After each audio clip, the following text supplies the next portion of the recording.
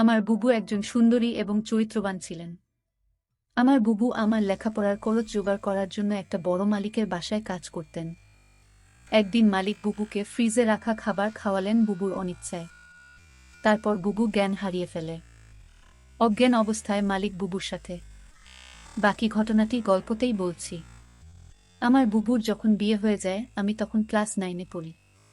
School থেকে ফিরে শুনি আজ বুবুর বিয়ে। আব্বা আমাকে বললেন, শিবু ঢাকা থেকে মেহমানরা আসবে, তুই এক ছুটে বাজারে যা, আফজালকে বল তার ডেকোরেশনের চেয়ার পাঠাতে। আমি এক দৌড়ে বাজারে চলে গেলাম। আফজাল চাচাকে যখন সব বলছি, 2টা প্রকাণ্ড গাড়িকে বাজার পেরিয়ে আমাদের বাড়ির দিকে যেতে দেখলাম। আফজাল চাচা বললেন, যাক রুনার অনেক ভালো ঘরে বিয়ে হলো, তোদের অবস্থা এইবার ফিরবে। বুবুর কি সত্যি ভালো বিয়ে হচ্ছে? আমি জানি না। আমি শুধু জানি বুবু চলে যাচ্ছে আমাদের বাসা থেকে। তারপর কি হবে? কে আমাদের খাবার রেঁধে দেবে? কে আমাকে চুপি চুপি তার মাটির ব্যাংক ভেঙে আমাকে মেলায় যাওয়ার টাকা দেবে? বুবুকে ছাড়া যে আমার জীবন চলতে পারে আমি সেটা কল্পনাও করতে পারি না। কলেজের এক প্রোগ্রামে আমার সুন্দরী বুবুকে দেখে নাকি দারুণ পছন্দ করেছে এক বড়লোকের ইঞ্জিনিয়ার ছেলে। তার চাপে পড়েই তার পরিবার রাজি হয়েছে এই বিয়েতে। নইলে আমাদের মতো মধ্যবিত্ত ঘরে এত বড় আত্মীয় হওয়ার কথা না। সবাই বলাবলি করছে বুবুর কারণে এইবার আমাদের ভাগ্য ফিরবে। আমার জন্মের সময় আমার মা মারা যান, বুবুর বয়স তখন 8। আমার স্কুল শিক্ষক আব্বা আর বিয়ে করেননি, বুবুই মানুষ করেছে আমাকে। আমার জগত ঘিরে তাই আমার বুবু। বিয়ের আসরটা হয়ে গেল দায়সারা ভাবে। বিয়ে নাকি 2 পরিবারের বন্ধন, কিন্তু আমার সেটা মনে হলো না। পাত্রের বাবা সারাক্ষণ মুখ কালো করে রাখলেন।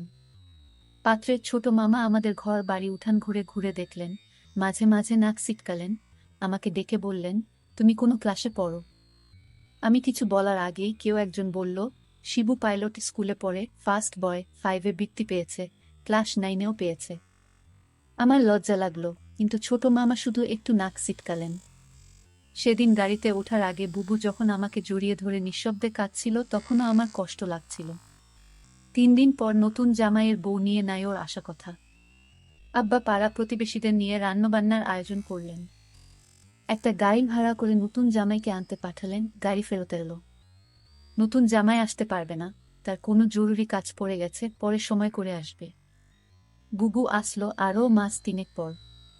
একটা সাদা রঙের গাড়ি থেকে বুবু নামল। আমি ছুটে গেলাম। আমি বুবুকে জড়িয়ে ধরতে গিয়েও থমকে গেলাম। গায়ে দামি ফিনফিনে শাড়ি, মুখে পার্লার থেকে করা করা মেকআপ, প্লাক করা বাঁকানো ভ্রু আর স্ট্রেট করা চুলে আমার বুবুকে কেন জানি হঠাৎ অচেনা লাগলো। আব্বা দৌড়ে এলেন, জামাই আসেনি? না আব্বা, সাইটের কাজে গেছে। বুবু আব্বাকে ধরে কিছুক্ষণ কাঁদল। আমি সারাদিন বুবুর আশেপাশে ঘুরঘুর করলাম, কিন্তু বুবুকে কেমন আনমনা দেখলাম। শুধু একবার আমাকে জিজ্ঞেস করল, শিবু পড়াশোনা করছিস তো ঠিকমতো? রাতে আমার ঘুম এলো না, বড্ড অভিমান হলো। বুবু অনেক বদলে গেছে। এই অল্প দিনে এত বদলে যেতে পারে মানুষ? বুবু 3 দিন থাকলো, শেষের দিন দুলাভাই এলেন বুবুকে নিয়ে যেতে। দুলাভাই দেখলাম বেশ গম্ভীর। আমাকে ডেকে বললেন, কি রে শিবু, পড়াশোনা করিস ঠিকমতো নাকি সারাদিন বাদরামি? আমি কিছু বললাম না। দুলাভাই আসার পর থেকেই বুবুর মুখটা কালো হয়েছিল, কারণও দেখলাম তার। আমাদের সামনেই কপাল কুঁচকে 2বার বুবুকে ধমক দিলেন দুলাভাই। বুবু চলে যাওয়ার পর সেই রাতে আব্বা আমার ঘরে এলেন, অপরাধীর গলায় বললেন, শিবু তুই তো অনেক বড় হয়ে গেছিস।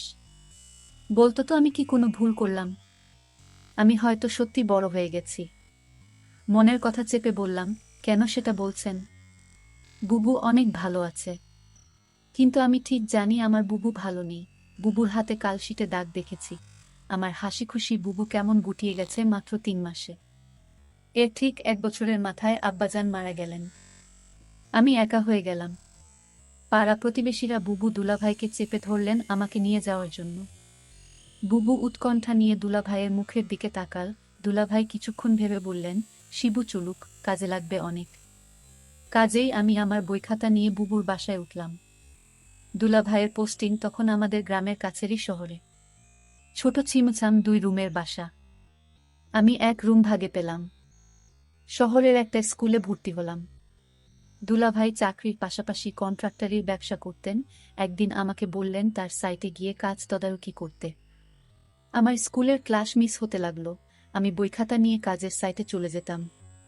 সারাদিন কাজ শেষে বাসায় ফিরে খুব ক্লান্ত লাগত। আমার রেজাল্ট খারাপ হতে শুরু হলো। বুবু একদিন ভয়ে ভয়ে দুলাভাইকে বলল, শিবু ভালো ছাত্র, ওর পড়াশোনায় ক্ষতি হচ্ছে না তো? দুলাভাই তেতে উঠলেন, গরিবের ছেলে খেটে খেতে হবে। পড়াশোনা করে কি হবে? যতটুকু দরকার ততটুকু শিখলেই হবে। বুবু তাড়াতাড়ি বলে উঠলেন, ঠিকই তো শিবু, পড়াশোনা করে প্রতিষ্ঠা পেতে সময় লাগবে। তুই দুলাভাইয়ের সাথে কাজ শেখ, অনেক কাজে লাগবে। আমি বুবুর কথায় অবাক হয়ে গেলাম। এই বুবুই আমাকে তৈরি করেছে। সবসময় বলতো পড়াশোনা করে একদিন অনেক বড় হতে হবে। পড়াশোনা ছাড়া আমার আর কোনো কাজ নেই। আজ কত পরিবর্তন! আমি দুলাভাইয়ের সাইটে কাজ দেখতে লাগলাম। ক্লাস 9-এর একটা কিশোরের জন্য নিশ্চয়ই খুব সহজ কাজ না। কিন্তু আমি শিখতে লাগলাম, সাথে পড়াশোনায় করতাম সাইটে। সাইটের লোকজনের কাছেই খবর পেতাম দুলাভাইয়ের কর্মকাণ্ড নিয়ে। দুলাভাই আরও কয়েকজনের সাথে প্রেম করে বেড়ায়। আমি টের পাই। মাঝে মাঝে বুবুর চাপা কান্নার আওয়াজ পাই। সকালে কিছু কিছু দিন বুবুর হাতে নতুন কালশিটে দাগ বুবু লুকাতে চেষ্টা করে। আমি বুঝেছি দুলাভাই বুবুকে অন্যায় অত্যাচার করে। আমার বুবু অনেক বদলে গেছে। আমার মনে হয় আমাকে নিয়ে বুবু ভারী অস্বস্তি বোধ করে। কেমন পালিয়ে বেড়ায়, দেখা হলে ঠিকমতো কথা বলে না। মাঝে মাঝে দুলাভাই বুবুকে পার্লার থেকে সাজিয়ে পার্টিতে নিয়ে যায়। আমার অবাক লাগে। তবু এক একটা দিন যখন বাসায় দুলাভাই থাকে না, হঠাৎ সেই পুরান দিনের মতো বুবু তেল নিয়ে এসে বলে, শিবু আয় তোর মাথায় দিয়ে দিই। আমার চোখে পানি আসে। আমি লুকাবার চেষ্টা করি। একদিন অনেক রাতে ফিরে দুলাভাই আমাকে ঘুম থেকে ডেকে তুললেন। আমি জেগে দেখি দুলাভাই প্রচণ্ড রেগে আছে। আমাকে বললেন, হারামজাদা, তোকে আমি সাইট দেখতে দিছি আর তুই সেখানে পড়াশোনা করিস? আমি চুপ করে দাঁড়িয়ে রইলাম। হঠাৎ করে দুলাভাই আমার চুলের মুঠি ধরলেন। বল, আজ সাইট থেকে 1 লাখ টাকা চুরি করেছে কে? নাকি তুই করেছিস? আমি অবাক হয়ে গেলাম। সাইটের টাকা পয়সা সংক্রান্ত কোনো কিছুর সাথেই আমি জড়িত না। আলাদা অ্যাকাউন্টস আছে। তবু বললাম, আমি কিছু জানি না দুলাভাই। তুই জানিস না? কেন জানিস না? তুই এর সাথে জড়িত শিওর? আমার খেয়ে আমার সাথেই দাওতাবাজি। দাঁড়া। দুলাভাই তার বেল্ট দিয়ে আমাকে মারতে আরম্ভ করলেন। আমি সারা জীবনে কখনো মার খাইনি। পরিবারে আদরে মানুষ হয়েছি। স্কুলে ভালো ছাত্র হওয়ায় স্যারেরা অত্যাধিক স্নেহ করতেন। আমি দেখলাম বুবু পাথরের মতো দাঁড়িয়ে আছে। দুলাভাই একসময় ক্ষান্ত দিয়ে চলে গেলেন। আমি সারা রাত বিছানায় শুয়ে কোকালাম। চেষ্টা করলাম মুখ দিয়ে শব্দ না করতে। আব্বা মৃত্যুর আগে বলেছিলেন, শিবু, পুরুষ হয়ে গরিব ঘরে জন্মাইছিস। সামনে অনেক কষ্ট আসবে, শক্ত থাকবি। কখনো কাঁদবি না। পুরুষদের কাঁদতে নেই। পরদিন সকালে আমার ঘুম শরীরে হালকা জ্বর নিয়ে উঠে দেখি বুবু বসে আছে আমার শিয়রে। শিবু, উঠতে পারবি? আমি মাথা নাড়লাম। হ্যাঁ। তাহলে চল। তাকিয়ে দেখি বুবু একটা ব্যাগ গুছিয়ে রেখেছে। আমি বললাম, কোথায়? বাড়ি ফিরে যাব, চল। তুই আবার ভালো করে পড়াশোনা শুরু করবি, আমি দরকার হয় বাসায় কাজ করব। দুইজনের একটা ব্যবস্থা হয়ে যাবে। আমি অবাক হয়ে তাকিয়ে রইলাম। বুবু আমার জন্য তার স্বামীকে ডিভোর্স দিয়ে চলে এলো এবং সেই বাড়ি থেকে চিরদিনের জন্য চলে এলো। তারপর বাসায় আমি আর বুবু থাকি। বুবু একটা বড় লোক বাসায় কাজ পেল। তাদের কাপড় ধোয়া, রান্না করা ইত্যাদি তাদের কাজ করতে হবে। মাস শেষে যে টাকাটা পাবো সে টাকা দিয়ে আমার লেখাপড়ার খরচ আর পরিবার চলে যাবে। বুবু যে বাড়িতে কাজ করে সেই বাড়ির মালিক বুবুকে একদিন বলেছিল, তোমার যত টাকা দরকার আমি দিব, তুমি শুধু একটি কথা রাখো। বুবু বলল, আমি বাসায় কাজ করি, এটাই আমার চলে, অতিরিক্ত টাকার আমার দরকার নেই। বুবু বুঝতে পেরেছিল বাসার মালিকের চরিত্র ভালো না। তারপরও বুবু এই বাড়িতে কাজ করে যে টাকা পেত সেটা দিয়েই আমাদের মাস চলে যেত। মালিকের বাসার সবাই একদিন কোথায় ঘুরতে গেল। শুধু মালিক বাড়িতে ছিল। মালিকের নাম আছান আলী। বুবু বলল, আজ তো বাসায় কেউ নাই, তেমন কাজও নাই, তাহলে আজ আমি চলে যাই। মালিক তখন বলল, শোনো, অনেক কাজ পড়ে রয়েছে। কি কাজ পড়ে রয়েছে মালিক? মালিক বলল, বাসায় কেউ নাই, আমার দেখাশোনা কে করবে? আমি বলেছিলাম, ও তাই তো। মালিকের জন্য রান্না করলাম, ঘর পরিষ্কার করে মালিককে খাবার দিয়ে বললাম, রাত অনেক হয়েছে, আমার ছোট ভাইটা চিন্তা করছে। আমি এখন যাই।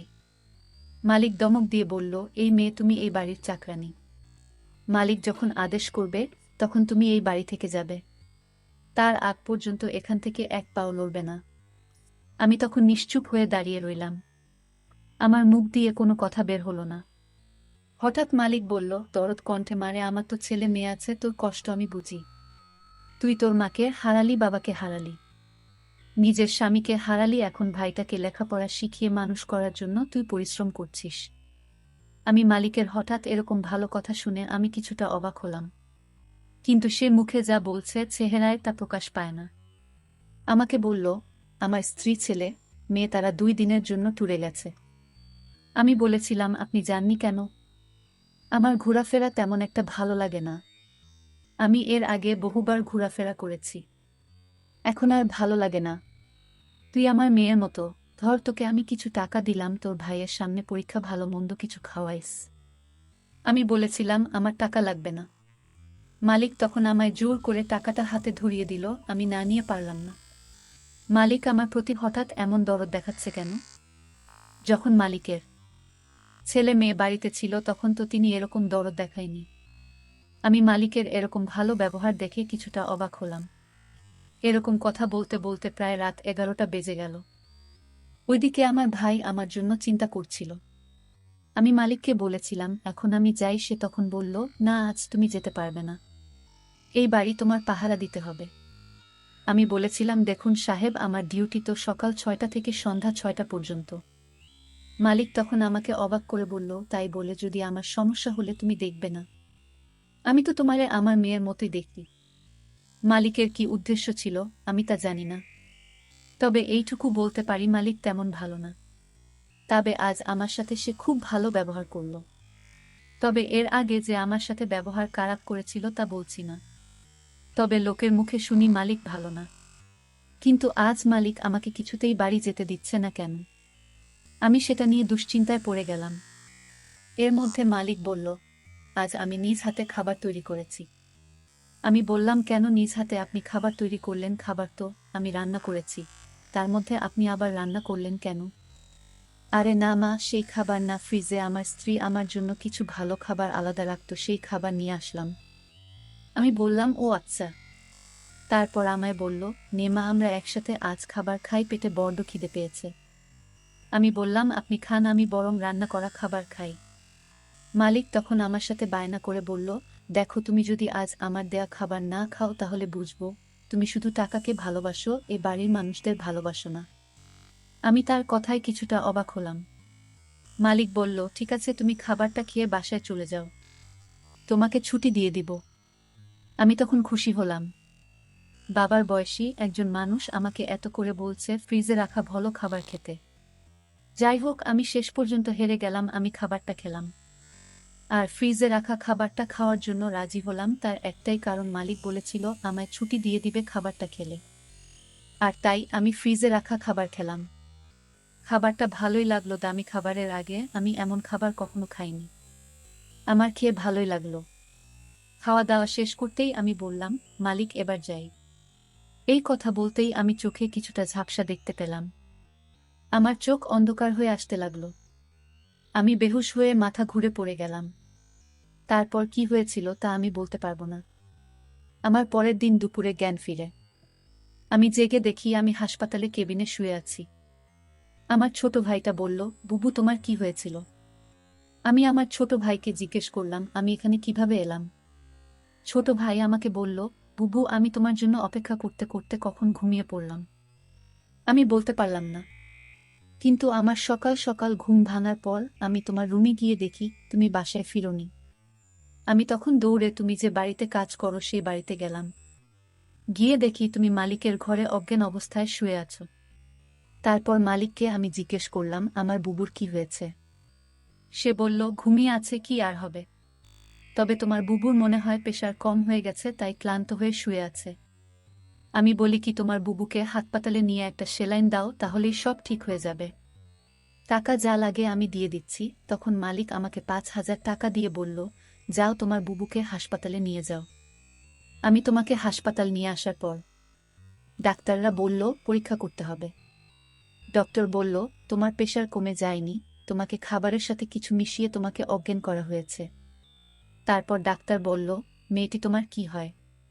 আমি বললাম আমার বড় বোন। তোমার সাথে আর কেউ আসেনি? না ডক্টর, বুবুর আমি ছাড়া আর কেউ নাই। আমি ডক্টরকে জিজ্ঞেস করলাম কি হয়েছে আমার বুবুর, বলেন ডক্টর। ডক্টর বলল তোমাকে বলা যাবে না। আমি আমার ছোট ভাইয়ের কথা শুনে বুঝতে পারলাম আমার সাথে কি ঘটেছিল। মালিক আমার সাথে এরকম অসম্মানজনক আচরণ করল। আমি এই কথাগুলো শুনছিলাম আর আমার চোখ বেয়ে বেয়ে পানি পড়ছিল। আমি সিদ্ধান্ত নিলাম মনে মনে আমি আর এই পৃথিবীর মুখ দেখতে চাই না। কিন্তু আমার ছোট ভাইটা আমাকে বলল, বুবু তোমার কিছু হলে আমি বাঁচব না বুবু। তুমি ছাড়া এই দুনিয়ায় আমার কেউ নাই বুবু। আমার ছোট ভাইটা আমার জন্য এভাবে কাঁদতে লাগল।